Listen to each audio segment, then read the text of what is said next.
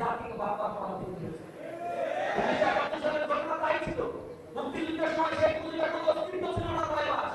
যারা এখানে খেটে খাওয়া মানুষ, কুলি মজদুর, দিন মজদুর, ব্যবসায়ী, ছাত্র জনতা যারা 71-এ জীবন দিয়েছিল, তাদের মূল লক্ষ্য ছিল সাম্য, মানবিক মর্যাদা, সামাজিক সুবিচার প্রতিষ্ঠা করা। চাঁদাবাজির হাত বদল হয়েছে। 100 দিনের শাসনে 600 মানুষকে হত্যা করা হয়েছে, তার কোনো বিচার হচ্ছে না। নির্বিচারে দিনের উপরে মানুষকে কুপিয়ে হত্যা করা হচ্ছে, তাদেরকে আবার 2 দিন পরে জামিন দিয়ে দেওয়া হচ্ছে। আওয়ামী লীগ প্রকাশ্যে তারা অফিস খুলছে, মিছিল মিটিং করছে, আবার আমাদের সামনে নাটক করে, আওয়ামী মিছিল করে, এর বিরুদ্ধে তারাও যেই কর্মসূচি পালন করে। সরে সরে মাসুদ ভাই দিয়েছে,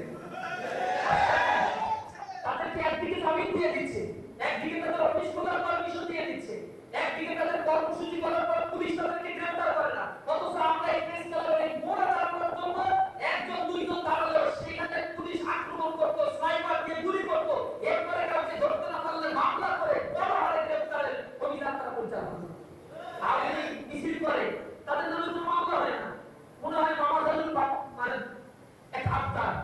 আশ্চর্য বিষয় আমাদের কাছে মনে হয়। আবার বলে যে না, তারা গোপনে করে, কিভাবে ধরবে? আবার মন্ত্রী, স্বরাষ্ট্রমন্ত্রী অভিনয় করে, চমৎকার অভিনয় করে। তাহলে একটা দলের 25 তারিখে তাদের প্রতিষ্ঠা করছে কি? খুব আশ্চর্য হচ্ছে, একটা দল বলতে কোন দল নিষিদ্ধ করি, হ্যাঁ এটা বলে মিডিয়ায় এইসব বিষয়ে বাতেলা মানুষ বুঝে না। আমরা সেই জাতি গঠনের জন্য ইসলামী ছাত্র শিবির কাজ করছি। আমাদের মিশন এবং মিশনকে আমরা নির্ধারণ করে দিয়েছি, সমৃদ্ধ বাংলাদেশ গড়ার লক্ষ্যে সৎ, দক্ষ, দেশপ্রেমিক নাগরিক আমরা তৈরি করতে চাই। আমরা এই দেশে এমন কোন মানুষ তৈরি করব যারা এই দেশে জন্ম নিয়ে এই দেশ থেকে বিলিয়ন বিলিয়ন ডলার পাচার করে দেবে। আওয়ামী লীগের সময় ভূমিমন্ত্রী ছিলেন, যার পৃথিবীর বিভিন্ন জায়গায় 558টা ফ্ল্যাট আছে, বাড়ি আছে, বাড়ি কিনছে 558টা। একজন মানুষের কয়টা ফ্ল্যাট প্রয়োজন বসবাস করার জন্য কল্পনা করে?